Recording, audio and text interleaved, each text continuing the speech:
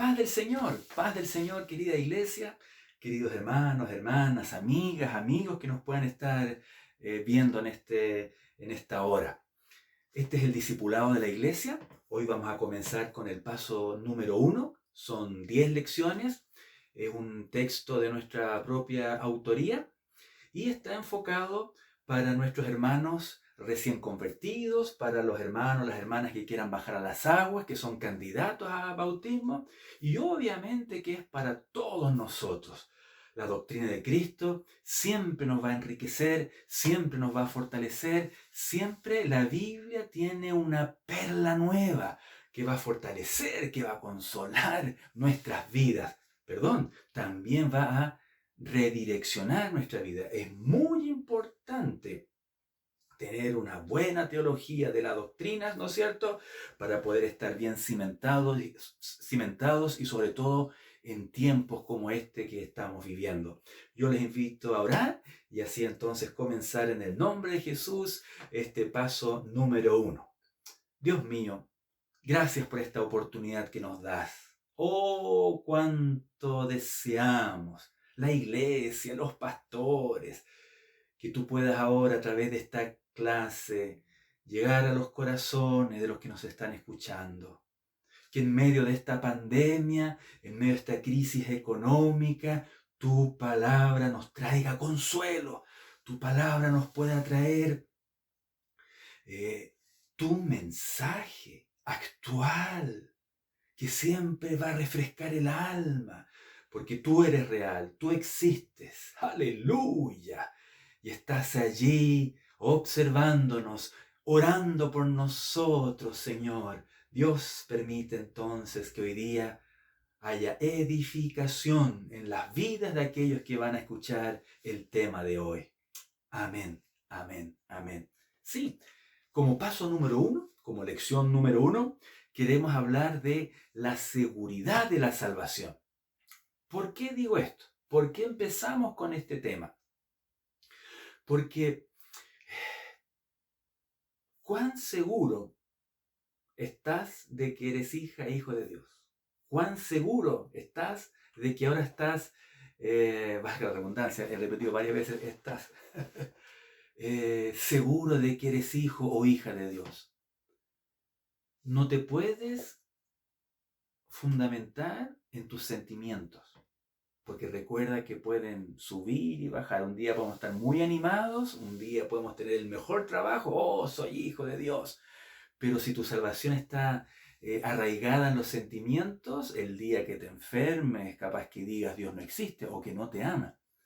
Tampoco puede estar arraigada tu salvación o lo que sucedió en ti ese día que aceptaste a Jesús en tu corazón con lo que te digan las personas, con lo que te digan nosotros los pastores, lo que te diga la iglesia. ¿Qué es lo que te da seguridad de lo que Jesús hizo por ti? Tu fe en la Biblia, tu fe en la palabra de Dios. Es muy importante ahora entonces que en esta lección podamos ir de lleno a la palabra de Dios y que sea ella que me convenza, que sea ella que me alimente la fe. Y sabes, pueden venir tormentas, pandemias, crisis económicas, duelos, sí, muertes, sí, donde estamos muy tristes, pero la palabra a mí me da la seguridad de quién soy en Jesús. Muy interesante ese concepto. ¿Quién soy? ¿Quién eres tú cuando estamos en Jesús? ¿Y qué significa estar en Jesús? Bueno, recibirle en nuestro corazón como Salvador y como Señor.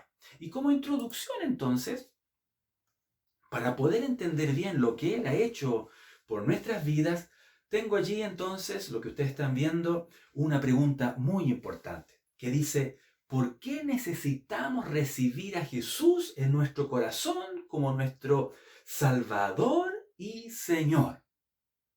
¿Por qué es tan relevante tomar en cuenta la Biblia? ¿Por qué es tan importante y fundamental de recibir a Jesús en nuestros corazones? Tengo allí entonces, como ustedes pueden ver, Dos razones potentes. La primera, para recuperar la relación con Dios. Es la primera razón. Tú sabes cómo está tu relación con Dios. Puede ser que los que nos estén escuchando sean hasta no creyentes, que tal vez se consideran ateos, o tal vez han sido creyentes, tal vez han estado, ¿no es cierto?, en una iglesia y hoy no quieren saber nada de Dios. Bueno, nuestra relación sin Jesús es terrible. Y la primera cita que vamos a leer, que la tienen ahí en Romanos 6 y versículo 23, es una cita muy triste, como a su vez muy hermosa. Tienen los dos contrastes. ¿Qué dice? Porque la paga del pecado es muerte, mas la dádiva de Dios es vida eterna no se lo olvide, solamente en Cristo Jesús, Señor nuestro. Sí. ¿Por qué necesitamos a Jesús? Porque el pecado se puede interpretar o conocer mejor con diferentes símbolos o figuras que usa la Biblia. Una de ellas, la Biblia menciona que el pecado es como tirar al arco, ¿no es cierto? Y que la flecha, en vez de llegar justo al centro, erramos, ¡pum! Y le damos en la cabeza de alguien que esté ahí cuidando el... Sí, cometer pecado es errar al blanco. Y cuando menciono pecado, es todo lo que le desagrada a Dios. Pecado es todo lo que Jesús no hizo. Pecado es, por decir algunos, mentir, robar, adulterar, fornicar, matar. Uf, es una lista grande, es una lista grande. Y lo que tenemos acá es otra figura del pecado. Pecar contra Dios es, ¿saben qué? Endeudarnos con Él. Oh, sí, contraer una deuda con Él. Tienes deudas en casas comerciales, tienes deudas con amigos, tienes deudas tal vez en algún banco. Esta realidad ha estado en el ser humano en toda su historia. Y Jesús, hablando de este tema, Él inventó una historia muy buena de un hombre que tenía un lugar muy importante en un reinado y le debía al rey, ¿saben cuánto? Miren la cifra que llegó a inventar Jesús: 160 millones de años de trabajo. ¿Me escucharon bien? Va a tener que retroceder el video porque no la pienso decir. Retroceda nomás el video.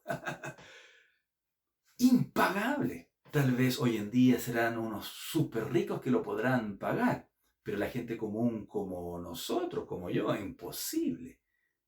Y el rey lo llamó pidiéndole, págame por favor. Y el pobre sirviente, ¿no es cierto? No, imposible, ¿cómo voy a pagar esa deuda? Y dice que el rey lo perdonó. Le perdonó la cifra que les dije antes, casi la digo. Y después este siervo, este hombre que trabajaba, ¿no es cierto?, por este rey, se encuentra con un amigo que también le debía plata.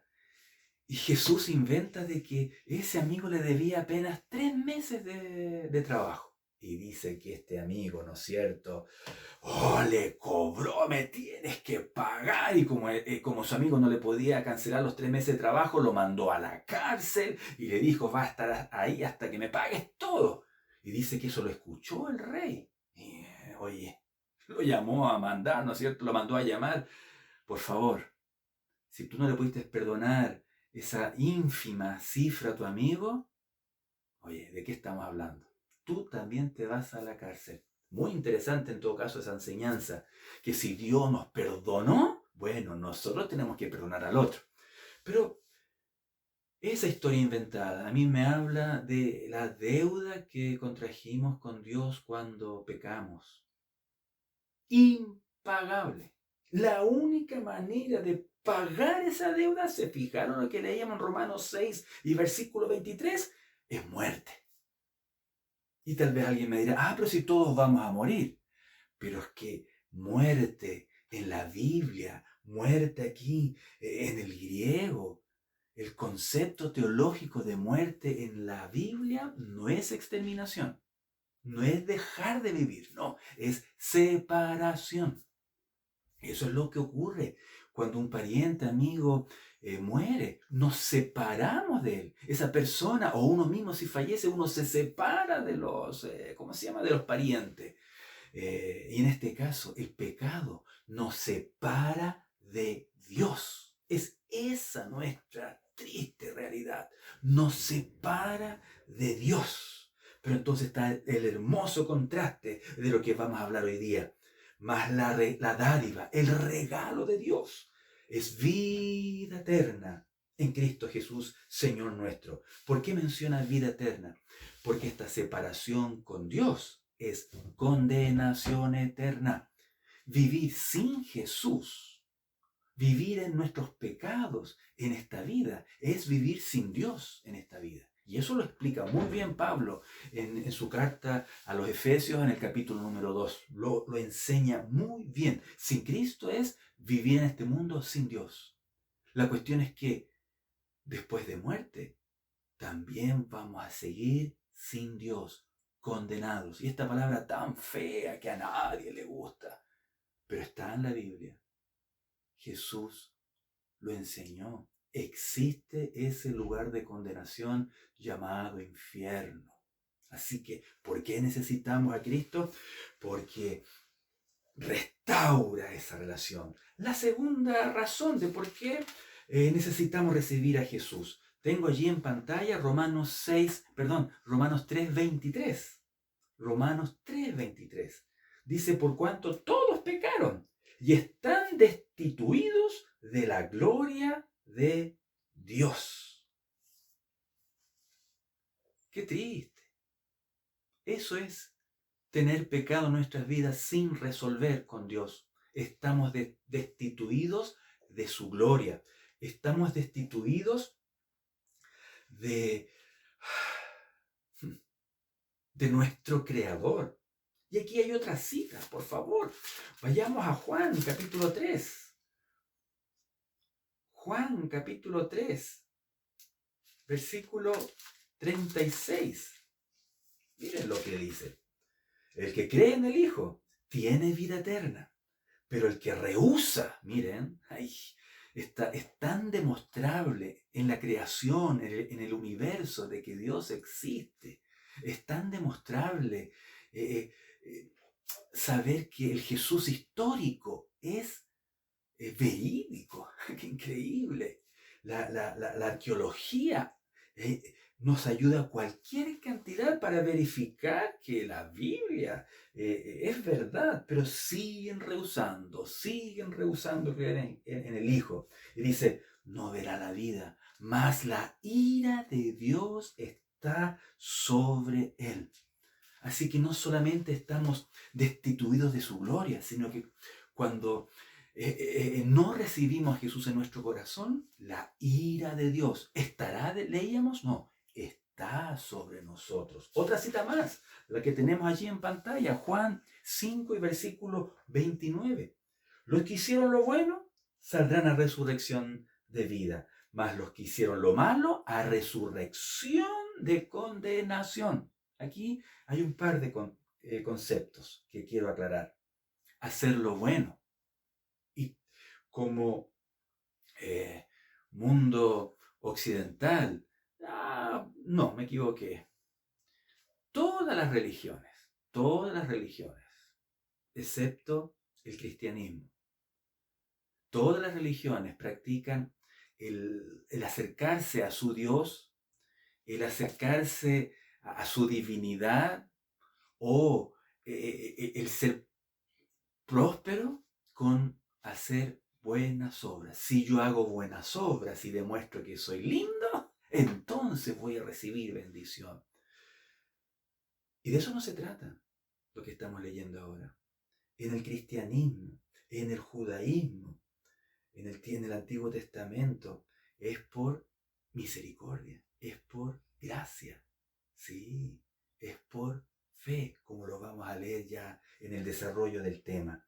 Así que hacer lo bueno acá no significa que por las buenas obras yo voy a merecer algo de Dios, sino que lo bueno es recibir a Cristo en mi corazón, arrepentirme de todos mis pecados, amar lo que ama a Dios y aborrecer lo que ama a Dios. Y decirle, Jesús, perdóname, Jesús, creo que tú eres el Hijo de Dios, creo que tú has resucitado y confieso con mi boca de que tú eres el Hijo de Dios, el Señor. Eso es hacer lo bueno. Y lo contrario entonces, lo que leíamos en Juan 3:23, el que rehúsa creer en el Hijo. ¿Qué dice? Más lo que hicieron lo malo, a resurrección de condenación. Así que lo bueno sería recibir a Cristo en nuestro corazón y lo malo sería seguir negándole. Luego el otro concepto que está aquí es resurrección. Sí, pues. Todo el mundo, todas las generaciones, los millones de miles de millones de seres humanos que ya han muerto hace siglos atrás, los que están falleciendo ahora, todos un día resucitarán. Veremos que hay un orden, sí, en esas resurrecciones, pero todo el mundo resucitará. Y dice que los que hicieron lo bueno, los que hemos recibido a Jesús en nuestro corazón, resucitaremos para vida eterna. Pero los que hicieron lo malo, los que negaron a Jesús, a resurrección de condenación. Jesús enseñó la triste realidad, la triste realidad. Tengo otra cita más allí, como ustedes pueden ver en Efesios, capítulo 2, ¿no es cierto? Y los primeros versículos. ¿Lo encontraron? Efesios, capítulo 2 y los primeros versículos. Y Él os dio vida a vosotros cuando estabais muertos, separados de Dios. ¿Qué dice? En vuestros delitos y pecados, en los cuales anduvisteis en otro tiempo, siguiendo la corriente de este mundo. Pero sí, eso hace toda la humanidad sin Dios. Conforme al príncipe de la potestad del aire. ¿Quién será el príncipe de la potestad del aire? Satanás. Satanás existe, es ese ser, ese ángel existe. Pero Jesús le venció en la cruz. Y lo que vamos a leer, lo que vamos a estudiar hoy día, aleluya, va a ser la tremenda victoria. Dice, conforme al príncipe de la potestad del aire, el espíritu que ahora opera en los hijos de desobediencia. El 3 también, entre los cuales todos nosotros vivimos en otro tiempo los deseos de nuestra carne, haciendo la voluntad de la carne y de los pensamientos, y éramos por naturaleza hijos de ira. Otra vez, lo mismo que los demás. Les doy un regalito, el versículo 4. Pero Dios, que es rico en misericordia, por su gran amor con que nos amó, aun estando nosotros muertos en pecado, nos dio vida juntamente con Cristo. Por gracia sois salvos. Oh, aleluya, aleluya, aleluya. Bien, tenemos entonces allí la primera razón de por qué necesitamos recibir a Jesús como nuestro Señor y Salvador, para recuperar esa relación. Estamos separados de Él, somos enemigos de Él, ¿no es cierto? Y estamos condenados eternamente, Y lo otro, ¿por qué necesitamos recibir a Cristo en nuestro corazón? Busquen por favor Colosenses capítulo 1 y versículos 13 al 14. Dice que el cual, Jesús, nos ha librado de la potestad de las tinieblas. Ese es el lugar donde reina el diablo, ¿no es cierto? La potestad de las tinieblas. Y potestad ahí es dominio, es atadura, esclavitud. Pero ¿qué dice? Y trasladado al reino de su amado Hijo. ¡Aleluya! ¡Qué diferencia! Tal vez me faltó la cita y la vamos a buscar. que por qué necesitamos recibir a Cristo en nuestro corazón para experimentar esto, de que Jesús nos hace verdaderamente libres. Porque cuando estamos sin Cristo, cuando estamos en nuestros pecados, no solamente nos separa de Él, los pecados también nos dominan. No podemos dejar de mentir, no podemos dejar de pensar sucio, no podemos dejar de engañar a otro. Y se transforma en una cadena imposible de quebrar. Pero aquí entonces dice que, y trasladado al reino. ¿Qué diferencia de alguien que tiene esclavizada a alguien en su reducto, el dominio, la potestad, a trasladarse al reino? A eso nos ha invitado Jesús, a participar de su reino. Aleluya. Ustedes dirán, yo he recibido a Cristo, pero me da la sensación que no estoy en ese reino. Estoy en pobreza, estoy en enfermedad, estoy en situaciones complicadas. Momento. Vamos a ver que Él nos va a compartir su reino. Y nos habla de cómo es esa ciudad. Nos habla de que Él nos invita a que vamos a gobernar con Él en el milenio. Qué increíble lo que nos espera. Pero ahora, estando en esta tierra, estando en medio de esta pandemia, su reino está en nosotros. Aleluya, aleluya. Yo te invito a que puedas ser partícipe de este reino. Tanto así, es muy importante que tú entiendas lo que dice ahí en Mateo 7, 21. No todo el que me dice Señor, Señor, entrará en el reino de los cielos, sino el que hace la voluntad de mi Padre, que está en los cielos. Jesús nos invita a participar de su reino. Vamos a ver, en realidad este tema parece que habla de cómo es su reino, pero hay que entonces obedecerle.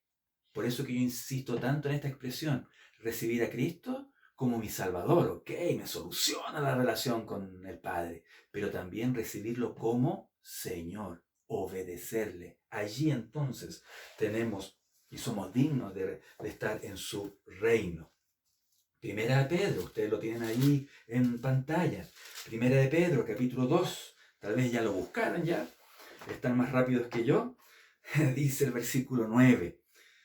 Mas vosotros sois en este reino linaje escogido, real sacerdocio. ¡Wow! ¡Qué reino más hermoso! Nación santa, pueblo adquirido por Dios, para que anunciéis las virtudes de aquel que os llamó de las tinieblas a su luz admirable. Vosotros que en otro tiempo no erais pueblo, pero que ahora sois pueblo de Dios, que en otro tiempo, esta frase me gusta, no habíais alcanzado misericordia, pero ahora habéis alcanzado misericordia. Aleluya, aleluya. Así que como introducción, yo necesito a Jesús. Y doy tantas gracias que Él salió a mi encuentro. Doy tantas gracias de que alguien me presentó. Sé quienes me presentaron el Evangelio. Doy tantas gracias a Dios que me convenció y pude creer. Aleluya. Querida iglesia, agradezcamos a Dios por lo que somos. Y tú, amigo, como te di la bienvenida desde un comienzo, yo te invito a que te puedas unir a este reino especial. Bien, entrando ya al desarrollo de este tema, quiero entonces explicar lo que nos da la seguridad de la salvación. Y para ello entonces tenemos allí en pantalla la pregunta, ¿qué ocurrió en mí? ¿Qué sucedió en mí cuando recibí a Jesús como mi Salvador y Señor personal? Yo recuerdo cuando lo que yo recibí, lo que yo experimenté, el sentimiento que tuve, y seguramente a ti te pasó, oigan, exactamente lo mismo. Por lo menos a la mayoría de ustedes. Y es que, ¿se acuerdan que experimentamos una tremenda paz? Y andamos así como pisando en las nubes, ¿se acuerdan? Una tremenda paz. es como que la conciencia se tranquilizó. Como jalea. ¡Qué rico! O tal vez, no tal vez, lo que me sucedió a mí y seguramente a muchos de ustedes es que vino una alegría que no se puede describir. Llegamos a la casa a la misma realidad, llegamos al mismo trabajo, ¿no es cierto? Yo me acuerdo que en ese tiempo llegué al mismo colegio, porque estaba, ¿no es cierto?, en la media. Eh, mm, sí, gozo y paz. Pero puede ser que alguien de ustedes no experimentó aquello. Tal vez experimentó luchas. Y obviamente lo que hemos experimentado todos, luchas en la fe. ¿Y fue verdad? ¿Y fue cierto? Va, el domingo cuando pasé adelante me sentí muy bien, pero ahora que es viernes y estoy viviendo esto en mi trabajo, se perdió esa alegría, se perdió esa paz. Bueno, ese es el objetivo de este tema, que la Biblia te dé seguridad de tu salvación. Así que lo primero que tenemos que comprender, como usted está leyendo en pantalla, de que Dios perdonó, y escribí ahí completamente. ¿Estaré exagerando? Vamos a ver si estoy exagerando. Leamos todos, por favor. Primera de Juan. Me imaginé que estoy en el púlpito en el templo. Leamos todos y ustedes todos me acompañan. El capítulo 1, ¿no es cierto? Como figura ahí, versículos 9 y 10. Dice, si confesamos nuestros pecados. Eso es lo que tú tienes que hacer. Conocer el Evangelio como lo estás conociendo ahora. ¿Qué más? Arrepentirte. Flauta, soy pecador. ¡Guau! La ira de Dios está sobre mí. Tengo una condenación eterna que me pesa. En esta vida no puedo estar con Dios, o sea, solo enfrentando este mundo. ¡Guau! ¡Qué triste, qué triste! Pero confesemos los pecados. Dice, Él es malo y te va a sacar la mugre. ¿Dice eso? No. Él es fiel. Él es justo. Él es fiel a su palabra. Él es justo a lo que prometió. Él recuerda la obra de su Hijo en la cruz. Aleluya. Porque en la cruz Jesús llevó tus pecados. Llevó mis pecados. El Hijo de Dios, inocente, que no se merecía morir, llevando los pecados de la humanidad. Él es fiel y justo cuando tú confiesas tus pecados. Cuando no los confiesas, viene toda la ira y todo lo que hemos estado leyendo. Dice, Él es fiel y justo para perdonar nuestros pecados. Y me encanta esa palabrita chiquitita. Y ¿se imaginan que no hubiésemos quedado solamente que perdona nuestros pecados? ¡Qué lindo! Perdona nuestros pecados. Pero a veces uno se empieza a preguntar, ¿pero me habrá perdonado eso? ¿Pero me habrá perdonado esa mentira? ¿Pero me habrá perdonado ese adulterio? ¿Pero me habrá perdonado ese robo? Y empezamos, ¿no es cierto? ¿Qué dice? Y limpiarnos de toda maldad. ¿Exageré con escribir Dios perdonó completamente mis pecados? No. Él limpia y perdona todo. Con más tiempo, podríamos buscar citas en el Antiguo Testamento donde Él dice que cuando Él perdona, arroja los pecados al fondo del mar. Y ustedes saben que el fondo del mar ya serán 7 kilómetros, 8 kilómetros, no es mucho, pero 7, 8 kilómetros para abajo es alto, es oscuro. Ahí sí que se pierden las cosas, ¿no? Dice que cuando Él nos perdona, separa ese pecado nuestro de Él como del occidente al oriente. Me equivoqué, allá tengo la cordillera. Del oriente al poniente. Así lo separa. Y ustedes saben que eso es infinito. Así lo separa. ¿Cómo nos limpia? Por eso que tenemos paz. Por eso que tenemos buena conciencia. Ahora, tal vez alguien de ustedes, hermanos de la iglesia o hermanos recién convertidos, o tú que te estás preparando para el bautismo, han pasado los meses o en esta cuarentena, tal vez cometiste un pecado.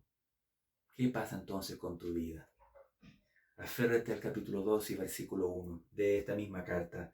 Hijitos míos, estas cosas os escribo para que no pequéis. Y si alguno hubiere pecado, abogado tenemos en el cielo. Leimán, porque cerré los ojos.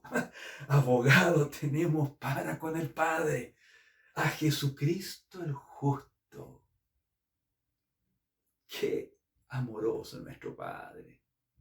Si tú has cometido pecado en forma posterior a tu salvación, a esa primera limpieza, a esa primera santificación, dice que tenemos un abogado. ¿Sabía usted que esta es la segunda vez en la Biblia que el Espíritu Santo inspira a Juan, al mismo autor del Evangelio, a escribir acá abogado, que en el griego sería paracletos? También lo pronuncié mal, ni sé cómo se dice, ni tampoco lo podría escribir, ¿no es cierto? Pero es la palabra paracleto.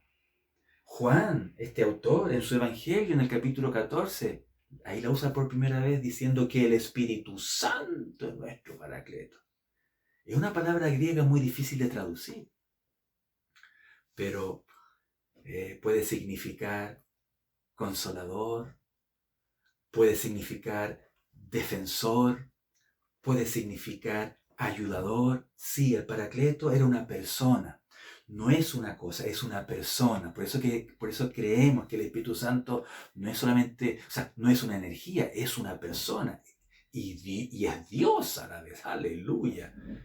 Sí, es una persona que era enviado para estar al lado de uno y consolar, y defender, y ayudar.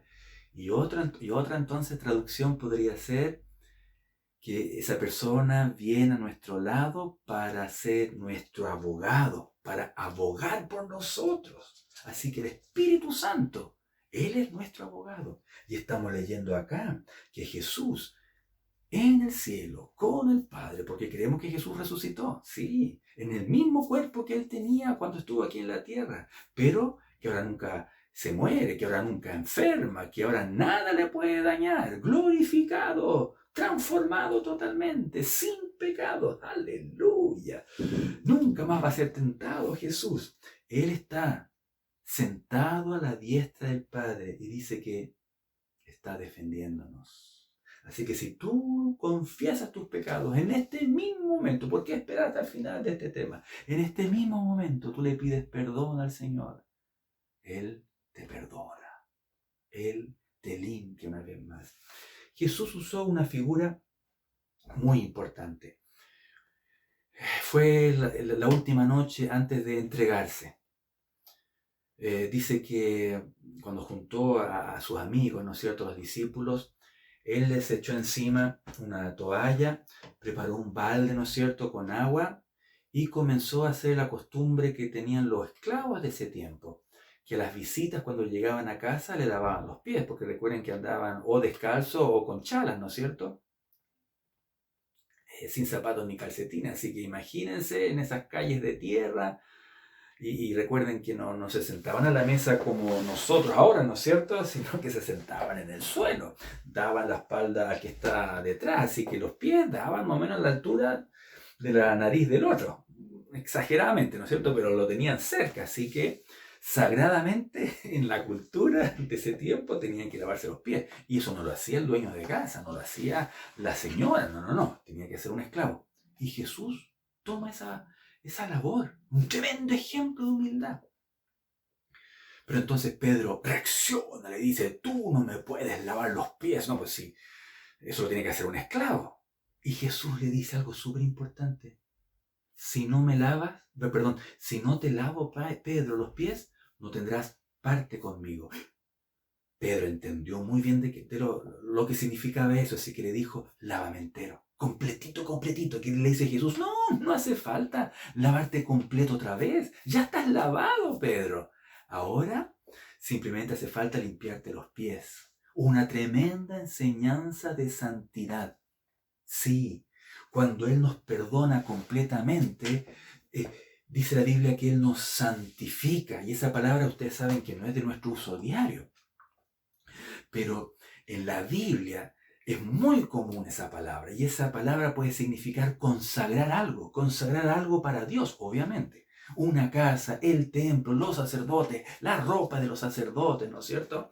Consagrarlo para Dios. Hoy día hablaríamos de que, no sé, un músico en la iglesia consagra su guitarra para servir a Dios. Una idea como esa. Pero santidad, santificarse, también significa ser limpiado, ser purificado. Y dice que con su sangre nos purificó. Dice que cuando leemos la Biblia, la palabra también nos purifica, queridos hermanos. Aleluya. Así que cuando Él nos perdona completamente por primera vez, nos limpia, santifica completamente. Y estoy aquí ahora apuntando, bueno, no se ven los dedos porque está el zapato, pero hasta ahí, completo, completo, completo. Y en el transcurso de la vida, cuando lamentablemente pecamos por puro egoísmo, por puro no creerle a Dios, por puro querer hacer las cosas a nuestra manera, en realidad estamos ensuciándonos los pies solamente. Yo te invito, y está en nuestro canal de YouTube, que revises y que leas y que estudies el capítulo número 7, el paso número 7, cómo vencer las tentaciones. Esto es una publicidad gratis. ¿Quieres vencer tus pecados? La clase 7 es para ti. La clase 7 es para ti. Bien, por favor. Tenemos allí de que Él, Dios, nos declara inocentes. Aleluya. Para ello vamos a buscar Romanos capítulo 5. Romanos capítulo 5 dice, justificados pues por la fe, tenemos paz para con Dios por medio de nuestro Señor Jesucristo. ¿Se acuerdan cuando yo les dije que los sentimientos que tuvimos cuando aceptamos a Jesús era alegría y también era paz? ¿Se acuerdan? ¿Y te acuerdas que eso fue lo que tú experimentaste? Una paz, una armonía, un sentirse cercano a Dios. Y tal vez no sabíamos por qué, no es que la iglesia es tan bonita, no es que el que predicó, lo hizo tan bien, no, esa canción, sí, todo eso usa Dios. Pero esa paz que sentimos todos los días, es producto de esto, que por la fe somos justificados. Una palabra también que no la usamos hoy en día, pero es una palabra, ¿no es cierto?, de los abogados, es una palabra de los juzgados, de los jueces, de los fiscales, es ser declarado inocente. ¡Oh, qué exquisitez! Una cosa es tener los papeles que digan, el Paul, por haber salido de la cuarentena sin permiso, tiene una tremenda multa, impagable. Otra cosa es que todas las deudas, todos los pecados ante Dios, uno quede declarado inocente, sin culpa. Querida iglesia, somos iglesia y como tal hemos sido declarados inocentes ante Él. ¡Qué maravilla, qué maravilla! Y aquí entonces vamos a leer uno de los versículos que a mí más me gusta, el versículo 8. Mas Dios muestra su amor para con nosotros, en que siendo aún pecadores, Cristo murió por nosotros. Pues mucho más, estando ya justificados, declarados inocentes, en su sangre, por Él seremos salvos de la ira. Usualmente nos preguntan, ¿dónde está ese Dios? ¿Dónde está el amor de Dios? Tantos niños que sufren, ahora con la enfermedad, con la crisis económica, Dios no es Dios de amor, miren cómo nos trata. Todo lo que vivimos ahora es producto de que el pecado entró a la humanidad, a través de Adán y a través de Eva. No solamente entró este pecado que nos separa de Dios, sino que maldijo a la creación, maldijo nuestro cuerpo, por eso que tenemos que envejecer, por eso que tenemos que morir.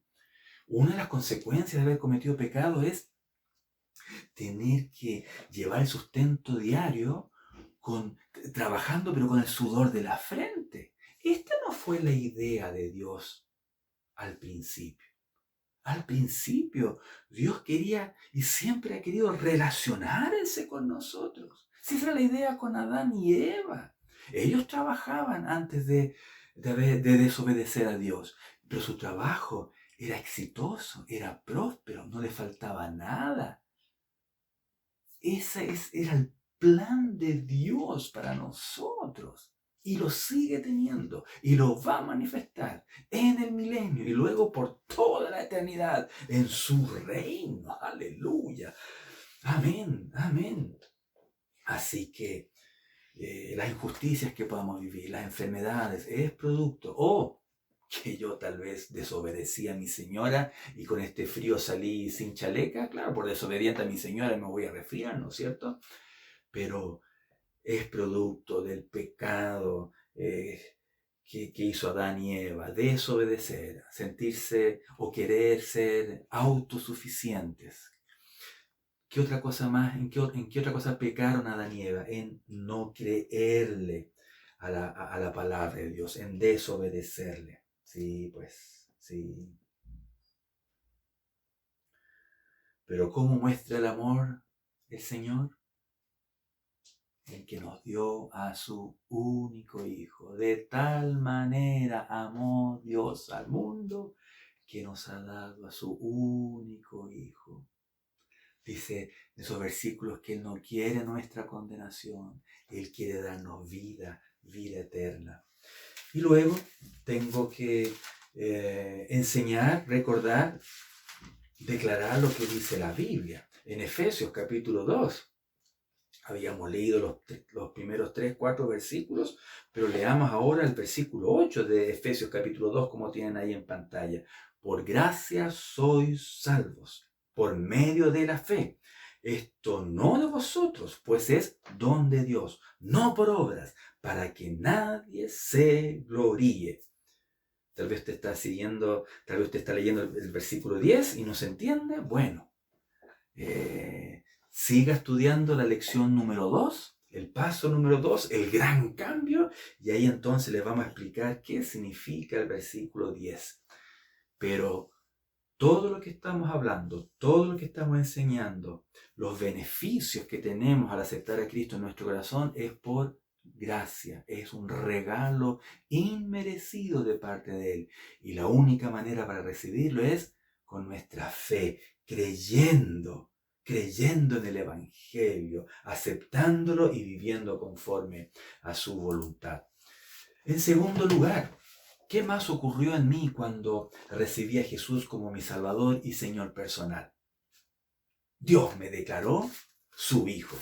Y aquí tenemos una cita muy clásica, muy bella. Juan, el Evangelio de Juan, capítulo 1 y versículo 12. Mas a todos los que le recibieron, ¿se fijan? No basta solamente con saber de Él, conocer la Biblia. No, algo tiene que ocurrir. Jesús, yo quiero que seas mi Señor, mi Salvador. Entra a mi corazón. Me arrepiento de mis pecados. Te pido perdón por mis pecados. Ahora, por favor, ven y vive en mí. Dice, mas a todos los que le recibieron, a los que creen en su nombre, les dio potestad de ser hechos hijos de Dios. Potestad ahí es autoridad. Miren, yo cuando recibí a Cristo en mi corazón, me dio la autoridad de ser hijo de Él. Sí. En toda la Biblia, en el Nuevo Testamento, está lo que se llama la doctrina de la adopción. Dios nos adoptó como sus hijos. El 13. Los cuales no son engendrados de sangre. No. El cristianismo no aumenta de esa manera. Mis hijos automáticamente no van a ser cristianos o creyentes. Y mis nietos tampoco, no. Esto es una decisión personal. Esto es una decisión de una fe personal. No es de sangre, ni de voluntad de carne. Nosotros, los pastores, no decidimos quiénes van a ser salvos. No. Ni la iglesia tampoco. Me refiero a la institución. Bueno, la iglesia dice, ni de voluntad de varón, sino de Dios. ¿De quién? ¿Quién es el que tiene el deseo y dicta, tú eres mi hijo por recibir A Jesús es Dios mismo. Aleluya, aleluya. ¿No les gustó? A mí me encantó. ¿Cómo será esa adopción, eso de ser hijos de Él? Hay una cita muy especial en Primera de Juan, esta primera carta que escribió el evangelista, el apóstol Juan, capítulo 3. Por favor, Primera de Juan, como ustedes tienen allí en pantalla, leamos el versículo 1. Dice, mirad cuál amor nos ha dado el Padre para que seamos llamados hijos de Dios. ¡Qué hermoso! Por esto el mundo no nos conoce, porque no le conoció a Él. Amados, ahora somos hijos de Dios. Y aún no se ha manifestado lo que hemos de ser. Sí, pues en esta vida, ahora, antes del regreso de Cristo, realmente no se ha manifestado. Lo que falta, que nuestro cuerpo no se enferme más, que no muera más, ¿no es cierto? Pero sabemos que cuando Él se manifieste, ¿están leyendo lo mismo que yo? Dice, seremos semejantes a Él, a Jesús, porque le veremos tal como Él es. Y todo aquel que tiene esta esperanza en Él se purifica a sí mismo, así como Él es puro. Leamos el versículo 9. Todo aquel que es nacido de Dios no practica el pecado, porque la simiente de Dios permanece en él y no puede pecar porque es nacido de Dios. Hermanos, queridos, esto de tener la simiente de Dios es tener la semilla de Dios en nuestro propio cuerpo, tangible, este cuerpo de huesos, de carne, de huesos, sí, también dicho, de sangre, de tendones, ¿no es cierto? Y vamos con los órganos que tenemos aquí adentro. Ahí está la semilla de Dios. La palabrita allí, griega, también habla de gen. Oh, tenemos en nuestro ADN, ¿será tan así? Que en nuestro ADN está el gen de Dios. ¿Se acuerdan lo que Jesús les dijo a unos judíos que discutían con él? Jesús les dijo, bueno, por lo que habían estado discutiendo, le dijeron, ustedes mienten, les dijo Jesús, porque vuestro padre es mentiroso. Se enojaron en todo caso. Les dijo, ustedes son hijos de vuestro padre, el diablo, les dijo. Qué fuerte, qué fuerte, qué fuerte. Pero el que miente nos demuestra quién es su padre. ¡Wow! El padre de mentira es el diablo. Así que tal vez, esto es una teoría mía, tal vez cuando estábamos sin Cristo, en nuestro ADN había un gen que decía, hijo de, atado con tendencia a pecar. Pero cuando recibimos a Cristo en nuestro corazón, ese gen salió y se metió la semilla de Dios, el gen de Dios que fluye a través de toda nuestra vida. Vayamos allí al punto al punto A, Romanos 8:17. Esto de que hemos sido adoptados, esto que hemos sido llamados sus hijos, declarados sus hijos. ¿Qué dice Romanos 8:17? Leamos el 16. El Espíritu mismo da testimonio a nuestro espíritu de que somos hijos de Dios. Y si hijos, también herederos. Herederos de Dios y coherederos con Cristo. ¡Oh! Tenemos herencia. Si es que padecemos juntamente con Él, para que juntamente con Él seamos glorificados. Miren, al ser sus hijos, somos herederos de Dios. Parece que lo único que me han heredado mis viejos es mi famosa jaqueca.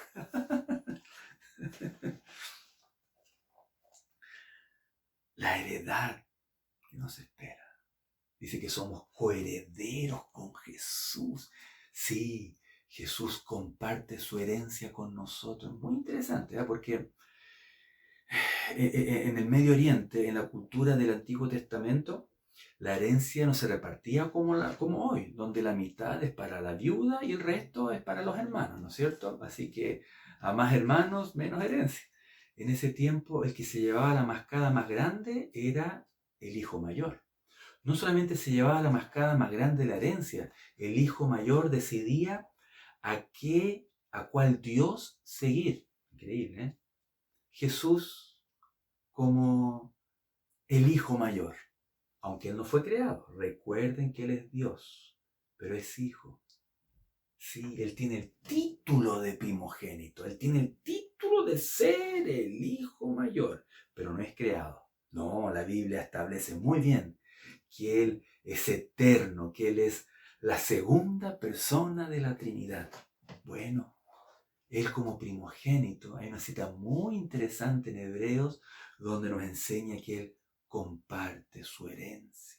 Dice que el autor de Hebreos ve la reunión de la iglesia nosotros. Dice la reunión de los primogénitos. ¡Oh, qué bonito! Cómo el Señor va a compartir su herencia. Esta cita que viene ahora es muy importante que usted la entienda. En 2 Corintios capítulo 5 y versículo 17, como tienen ahí en pantalla. De modo que si alguno está en Cristo. ¿Qué significa esa expresión? En Jesús. Es justamente conocer el Evangelio, creer en el Evangelio, arrepentirse de nuestros pecados, confesar nuestros pecados, recibir a Jesús en nuestro corazón y serle fiel y tomarle en cuenta y aceptarle como Salvador y Señor. Eso es estar en Jesús, en Cristo, como dice acá. Dice que somos entonces nueva criatura. Las cosas viejas pasaron y aquí todas son hechas nuevas. En realidad es una revolución que se produce en nosotros cuando aceptamos a Jesús en nuestro corazón. Cuando Él viene a vivir en nuestro corazón, ¡pah! Hay una, como dice acá, una nueva criatura. Eso significa, eso de la nueva criatura. Criatura es como un nuevo bebé. Sí, bueno, perdón, Jesús le dijo a Nicodemo, ¿se acuerdan en esa noche? Si tú crees, si tú me sigues, si tú me aceptas como tu Salvador, como tu Señor, si tú me aceptas como tu Mesías. Mira, la única manera para que tú te relaciones con Dios, la única manera para que te relaciones conmigo, es que vuelvas a nacer. Y Nicodemo quedó, ¿cómo voy a volver a la guata de mi mamá? Sí, pues nosotros no volvemos al embarazo, no. Pero esa es la transformación que hace el Espíritu Santo. Es volvernos a nacer. Emerge un nuevo Paul. Ponga su nombre, sí. Pablo enseña que está en nosotros una nueva naturaleza. Sí, en nosotros sigue viviendo la naturaleza vieja, como dice Pablo, que quiere puro pecar, que quiere puro desobedecer a Dios, que quiere puro ser egoísta. Está esa naturaleza y todos los días nos quiere tentar y todos los días quiere procurar que pequemos, ¿no es cierto? Pero también en nosotros está esa nueva naturaleza divina, del Espíritu. Aleluya. Que tiene la capacidad de hacer las obras que Dios quiere que hagamos. Dice que hemos recibido la mente de Cristo. Aleluya. Por eso que se acuerdan cuando recién convertidos sin conocer toda esta doctrina, si se mintió, nos sentimos mal, nos sentimos con mala conciencia. Antes nos daba lo mismo. Antes ni pensábamos en el otro. Pero ahora surge un amor por el otro, una preocupación por el otro. Es que está esa naturaleza. Está, como vamos a leer más rato, el Espíritu Santo mismo, representando a la Trinidad, viviendo en nosotros. Aleluya, aleluya. Es imposible que tú cambies. Es imposible que tú digas desde mañana yo voy a dejar de mentir, de fumar. No. Tú tienes que ser perdonado. Jesús te tiene que libertar de ese pecado. Y es tan así que tienes que ser transformado, regenerado. Estoy hablando de la doctrina de la regeneración. Tú tienes que ser regenerado. Eso no lo produces tú. por X cantidad de buenas obras, por haber leído la Biblia 50 horas. No, esa es una obra exclusiva del Espíritu Santo. Él nos regenera. Y podemos vencer las debilidades. Podemos experimentar la seguridad de la salvación. Amén, amén. Y en 1 Corintios retrocedamos al capítulo 12. Esto de que somos sus hijos, miren en que nos transformamos. 1 Corintios 12 y versículo 27. Vosotros pues sois el cuerpo de Cristo y miembros cada uno en particular. Somos iglesia, de eso estamos leyendo ahora. Y eso lo vamos a enseñar en el paso número 9.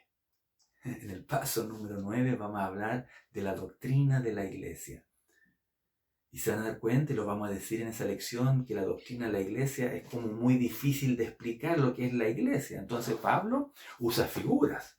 Dice entonces que la iglesia es como el pueblo de Dios, es como el templo de Dios, es como la luz de Jesús, es como la sal de la tierra, ¿no es cierto? Y aquí entonces es como el cuerpo de Cristo. Sí, son figuras,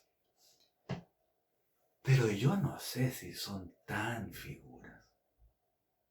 Yo estoy leyendo acá que Pablo habla con certeza, que habla en forma literal. Dice, vosotros pues sois. No dice, ustedes son como. No leíamos en 1 Pedro capítulo 2, 9 al 10, ustedes son como el pueblo de Dios. No dice así, ustedes son el pueblo de Dios. Ustedes son nación santa. Ustedes son real sacerdocio. Y aquí dice, ustedes son cuerpo de Cristo y miembros el uno con el otro. Tú, más tú, más tú, todos los que somos hijos, hijas de Dios. Yo. Estamos unidos en una sola iglesia. Estamos unidos en un solo cuerpo, donde Jesús es la cabeza. No es el pastor. El cuello no es la señora del pastor. No. De aquí para abajo, capaz que yo, el pastor de la iglesia, ¿no es cierto?, sea un pelito. No. Sí. me maría entero. Y capaz que uno que, ¿no es cierto?, tiene una función tan visible, será el brazo. No, capaz que sea una verruga. Ahí está el pavo, una verruguita, un lunar. Dios nos pone en el cuerpo de Cristo como Él quiere. Pum, pum, pum, pum, pum. Todo el cuerpo es importante. Todo. Nadie es superior a otro. El único que es superior es Jesús, la cabeza. Miren lo que somos. El cuerpo de Cristo. El mundo no puede ver a Jesús. Es invisible en este momento, por cierto, ¿no es cierto? Él está en su palacio, en su trono, en su gloria, en su reino, que le vamos a conocer. Pero ¿a quién ve la humanidad en esta tierra? Ve su cuerpo, te ve a ti, me ve a mí. Los vecinos entonces, ¿cómo van a conocer de Jesús? Cuando te vean a ti, cuando me vean a mí. Cuando te oigan hablar a ti, cuando me oigan hablar a mí en cuanto al Evangelio. Pero si el vecino sabe que yo soy cristiano y ve que yo grito a mis hijos, que le pego a mi señora, que no sé, pues no devuelvo las herramientas al vecino que me las prestó, ¿qué va a ver? ¿Eso es ser cristiano? ¿Eso es ser Cristo? Por nuestro mal testimonio, por el mal testimonio de la iglesia evangélica en Chile, es que el nombre de Dios es muy blasfemado. Sí, tenemos una tremenda responsabilidad. Que los contactos, los amigos, los vecinos vean que vale la pena ser cristiano. Mira, el vecino, cómo es con sus hijos, con sus padres, con su señora. Miren cuán preocupado está. Miren, nunca lo he visto mintiendo. Miren, dice la verdad. Cumple lo que promete. Son pequeñas semillas donde uno va demostrando que Jesús nos transforma y es real. En tercer lugar, por favor, ¿qué ocurrió en mí cuando recibí a Jesús como mi Salvador y Señor personal? Jesús vino a vivir en mi corazón. Se lo he dicho cada rato. Hay que recibirlo, hay que recibirlo, hay que tenerlo en el corazón. Y es porque Él mismo nos invita a entrar. Apocalipsis, capítulo 3. Tal vez a los hermanos nuevos, a los amigos que nos pueden estar escuchando, amigas, si les menciono Apocalipsis, da como miedo. Pero Apocalipsis es la victoria de los hijos de Dios. Es la victoria de su iglesia. Sí, nos muestra lo que se viene. Muy terrible para la humanidad. Pero también termina con la victoria rotunda de Jesús. Y bueno, en estos primeros capítulos 2 y 3 habla de las iglesias. Y aquí entonces, en el capítulo 3 y versículo 20, ¿qué dice? He aquí, yo estoy a la puerta y llamo. Si alguno oye mi voz y abre la puerta, entraré a él y cenaré con él y él conmigo. ¡Qué tremenda promesa! Él está como tocando la puerta. Iba a ser así, ¿eh? Pero en ese tiempo no se tocaba la puerta, sino que se llamaba: ¡Aló, Paul! ¿Puedo entrar? Así se llamaba, ni siquiera había timbre, sino que era un llamado, ¿no es cierto? Bueno, lo hacemos en Chile también, ¿no es cierto? Cuando el timbre está malo. ¡Aló, vecina! Él está llamando, Él quiere entrar a nuestro corazón. ¿Y se fijaron lo que leí? Quiere cenar. Es la máxima expresión de comunión, ¿sí o no? Invitamos a nuestros enemigos, bueno, el cristiano no puede tener enemigos en todo caso. Los invitamos a cenar con nosotros, al que me ha defraudado. Tal vez la figura no es muy buena, porque como cristianos tenemos que perdonar al enemigo, tenemos que orar por los que nos persiguen, pero usualmente invitamos a los amigos, ¿no es cierto? Tener una intimidad ahí en torno a la mesa. En ese tiempo era lo mismo. La cena, el almuerzo, el estar en la mesa, era una expresión de amistad, de comunión. Eso quiere Dios, eso quiere Jesús, eso quiere el Espíritu Santo, tener comunión. Por eso que hay que recibirle. Él viene a morar, a vivir en nuestro corazón. Ojo, lo que acabo de leer, el Espíritu Santo, cuando le inspira a Juan a escribir esto, el Espíritu Santo no está pensando en gente inconversa, en gente atea, en gente que rechaza a Jesús. Este mensaje que recibe Juan es para una de las iglesias, la de la Odisea, la que se sentía muy especial, que nada le hacía falta. Yo lo encuentro horrible. Hemos dicho que la iglesia es el cuerpo de Cristo. Hemos dicho que la iglesia es de Jesús. Hemos dicho que la iglesia es lo más maravilloso que tiene Dios en esta tierra. Hemos dicho que entonces Jesús habita en su iglesia, en su templo, en su cuerpo.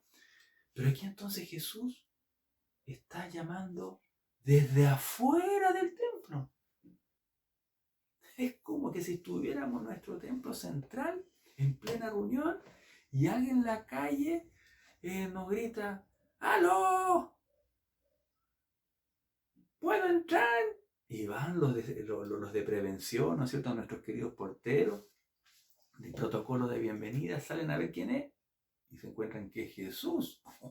¡Qué terrible! Pobre iglesia de la Odisea se llamaba. Bueno, no se llamaba, eran iglesia. Eran cuerpo de Cristo, pero Jesús no estaba en ellos. ¡Qué terrible! Si hay alguien ahora que me está mirando, que ha sido bautizado por su inmersión, que todo esto lo ha tenido en su corazón, ha recibido a Jesús, pero al ver este video usted sabe que, por favor, vuelve como el hijo pródigo, reacciona como el hijo pródigo y vuelve a la casa del Padre.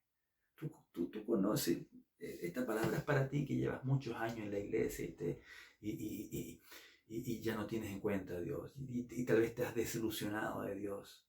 Recuerda esa parábola en Lucas capítulo 19, que el padre fue el que vio primero que el hijo volvía. Fue el padre que corrió a él, fue el padre que lo abrazó primero, fue el padre que le besó primero, fue el padre que lo vistió, le calzó, le puso un anillo y más encima, otra vez, mandó a matar un animal para tener un asado. Eso es lo que Dios siempre ha querido, tener comunión con nosotros. Y Dios quiere tener comunión contigo una vez más. Miren la paciencia de Cristo. Miren la paciencia de Cristo. Bueno, esto se puede y no se puede.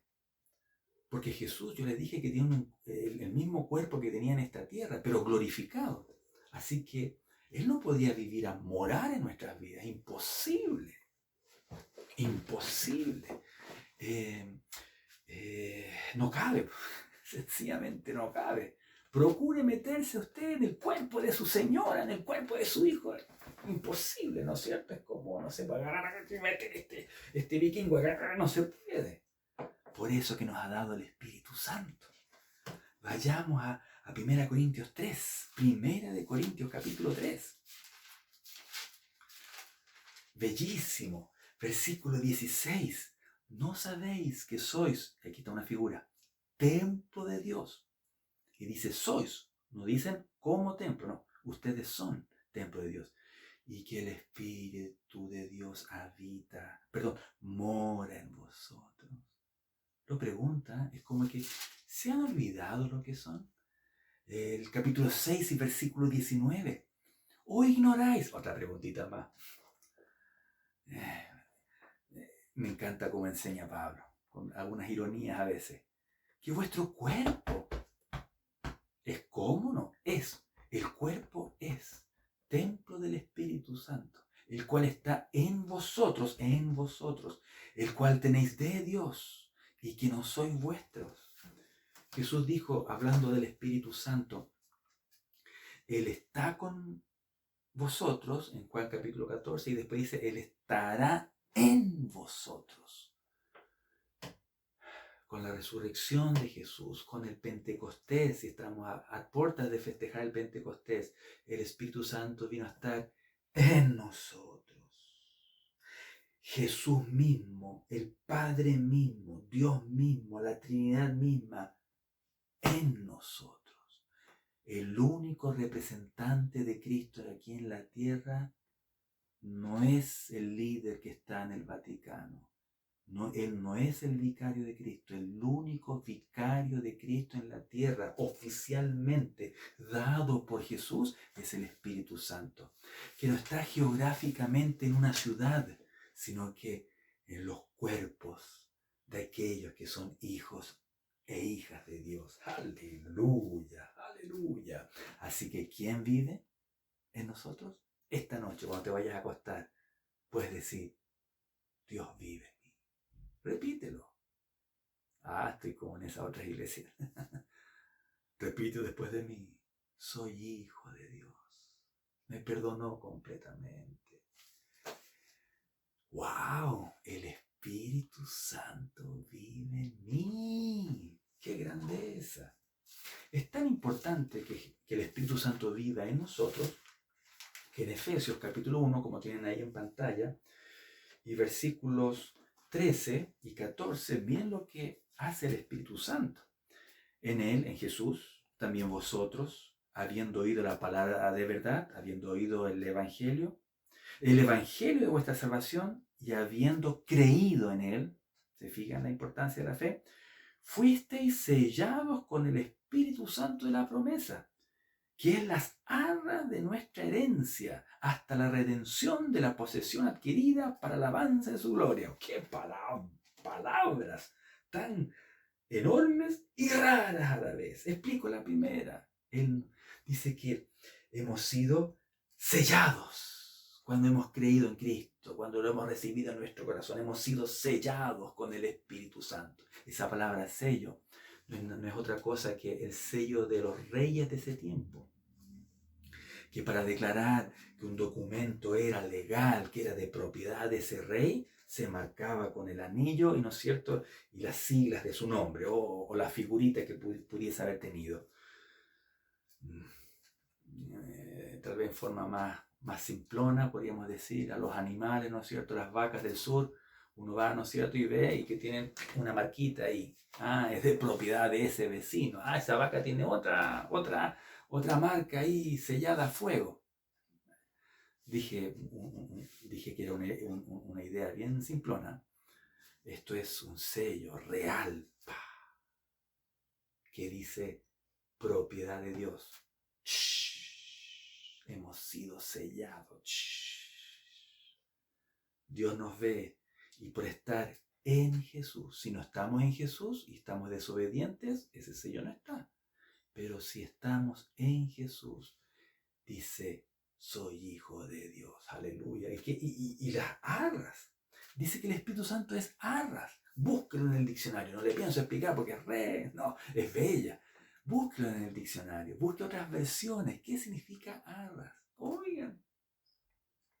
Es como en ese tiempo, si se iba a comprar algo, no sé, es que estoy pensando en el uso de arras en ese tiempo, que de las ropas, ¿no es cierto? Pero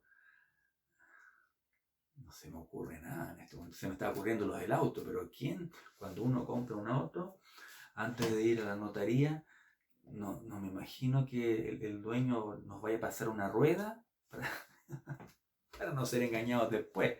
Pero ahí está la ilustración. Ahí está la ilustración.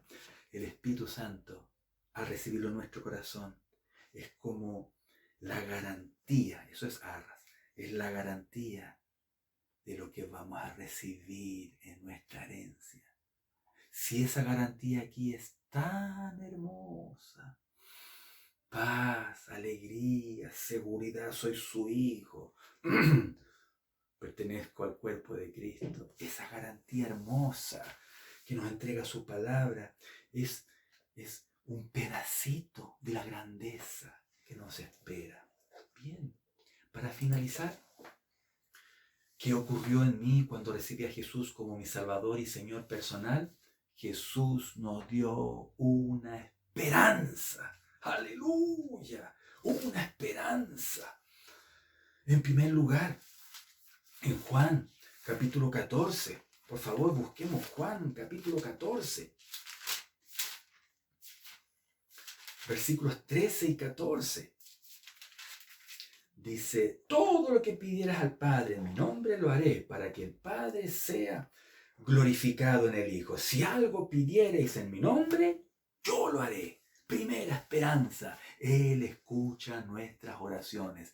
Y eso lo vamos a enseñar, y eso lo enseñamos, en la lección número 2, en el paso número 2. Vamos a enseñarte a cómo acercarte al Señor. Y no van a ser ideas nuestras, sino que es lo que la Biblia enseña. Sí, todo lo que tú pidas al Padre en su nombre, Él lo hará, conforme a su voluntad y conforme a su poder.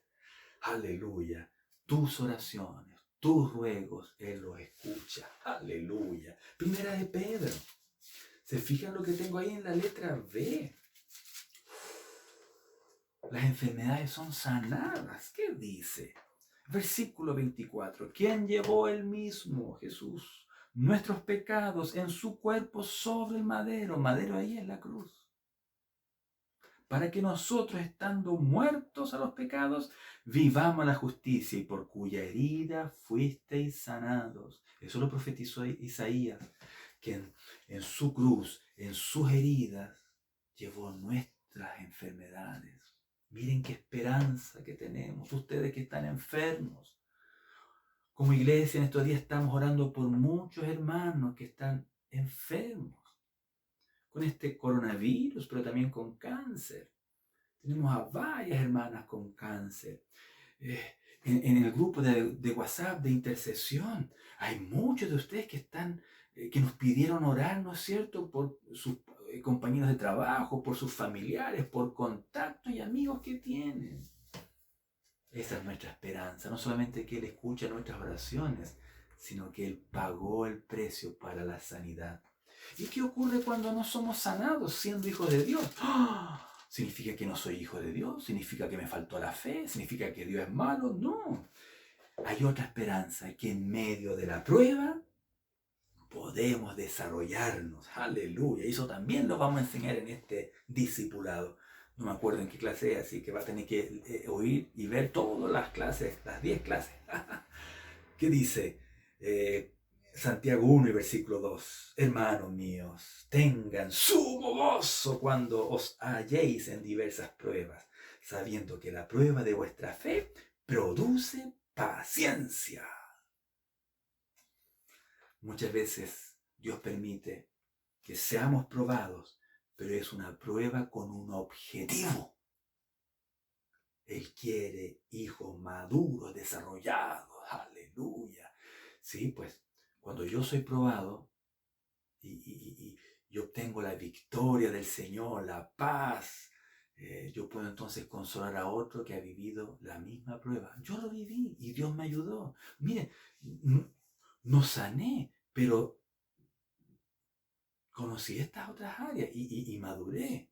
Y Dios puede hacer eso contigo. Aleluya. ¿Qué esperanza tenemos? ¿Qué esperanza tenemos? Fíjense la letra D. ¿A quién le dijo esto Jesús? ¿No fuera Marta? ¡Qué bello! ¡Qué bello! Juan 11, versículo 25, le dijo Jesús: yo soy la resurrección y la vida. El que cree en mí, aunque esté muerto, vivirá. Esa es la esperanza del cristiano, que hay vida después de la muerte. Él nos hizo con eternidad. Todas estas cosas van a desaparecer, se van a hacer hecho polvo. Bueno, si morimos ahora, también seremos hecho polvo, pero con una gran diferencia. El notebook no va a resucitar, la silla no va a resucitar, pero sí nuestros cuerpos. Y si hemos sido fieles al Señor, resucitaremos para la vida eterna. ¡Aleluya! ¡Aleluya! Y ya para ir terminando, vayamos a la carta de 1 Tesalonicenses. Yo sé que he sido muy largo, así que este video, si lo quiere ver en 2 partes, bueno, si me ha escuchado hasta esta hora, lo debí haber dicho al principio, vea este video en 2 partes. Es que tienen que saber que los jueves, cuando nos juntamos en el templo, realmente se hace corto ese momento. Es tan bonito el estar juntos. Hoy que nos hace bien cuando estamos como iglesia, reunidos.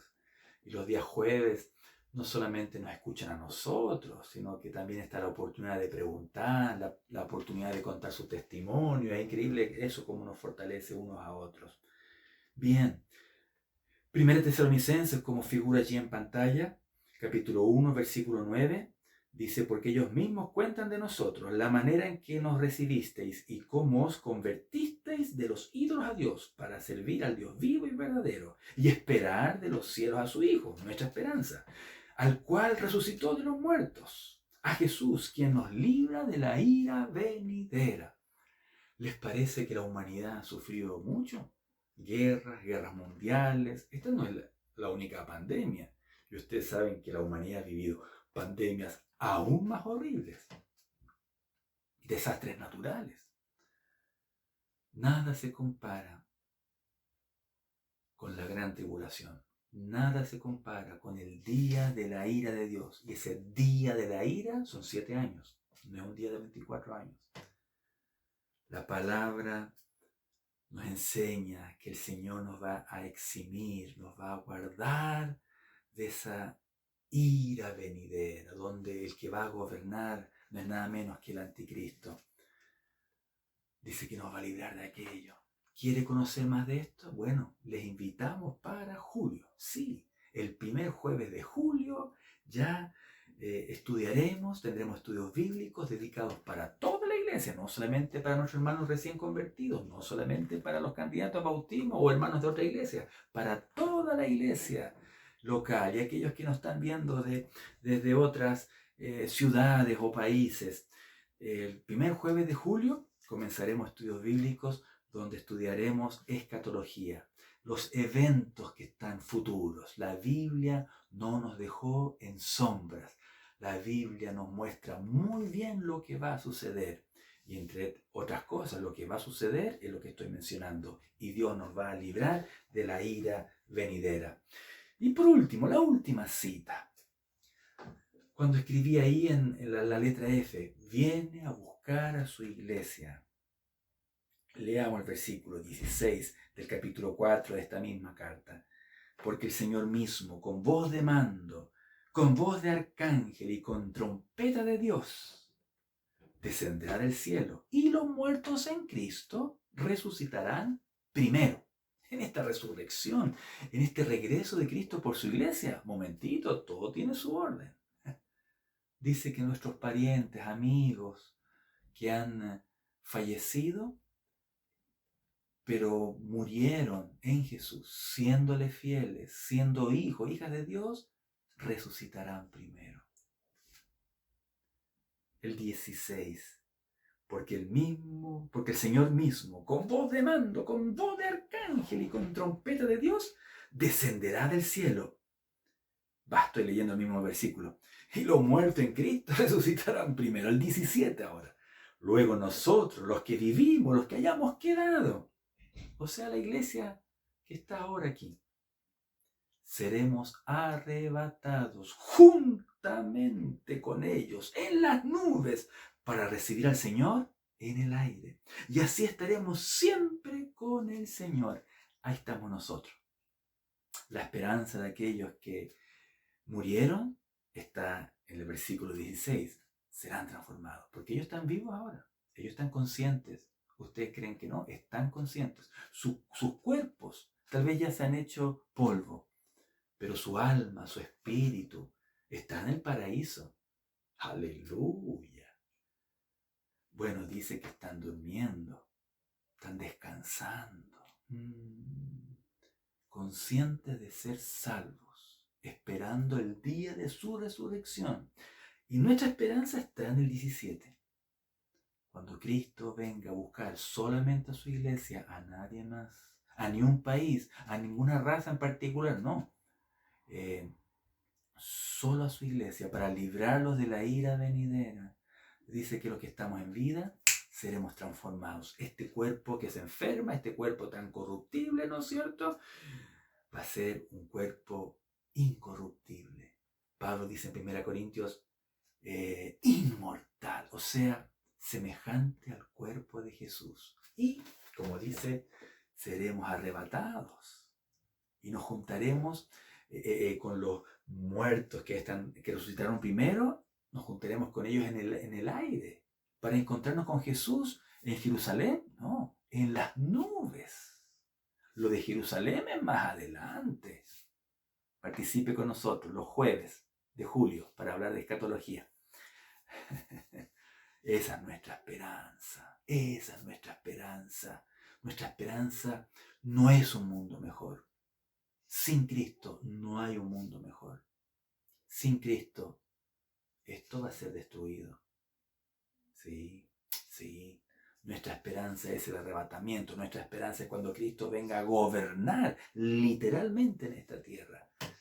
Y ahí se demostrará lo que el hombre perdió, lo que la mujer perdió por haber rechazado a Jesús como el Rey de sus vidas. Espero que con este estudio la seguridad que tengas en Jesús se haya afirmado aún más. Que sea la palabra que te convenció de lo que tú eres en Él. Que te puedas alegrar en esta noche, que te puedas alegrar en este día, en medio de la pandemia, en medio de toda aflicción. Alégrate y gózate en la salvación de Dios. Eso es bíblico. Eso es un salmo, sí. ¿Y sabes lo que dice también la Biblia? Que el gozo de Jehová es nuestra fuerza. Sí, si tú te alegras en lo que tenemos en Él, te va a fortalecer para enfrentar las vicisitudes de la vida. Que Dios les bendiga, que Dios pueda prosperar sus vidas, que les dé la paz que necesitan y recuerden de que somos iglesia, somos iglesia. quiero invitar a los papás que ayuden a los niños, ¿no es cierto?, a poder ver el video que este sábado, ¿no es cierto?, en la mañana se va a presentar. Luego en la tarde, los adolescentes, los jóvenes tienen sus cultos, son súper modernos para sus reuniones, me encantan, he estado en un par de ellas. Y luego, obviamente, el domingo a las 9:30, Escuela Teológica. Estamos todavía en la carta de Efesios, ya estamos próximos, ¿no es cierto?, a terminar, estamos en el capítulo 4. Y luego, a las 11 de la mañana, un nuevo culto público para que podamos estar juntos como iglesia. Dios les bendiga, les quiero mucho, les respeto mucho. Y yo sé que como ustedes oran por mí, yo oro por ustedes. Sigamos orando el uno por el otro. Hay sanidad cuando oramos el uno por el otro. Amén.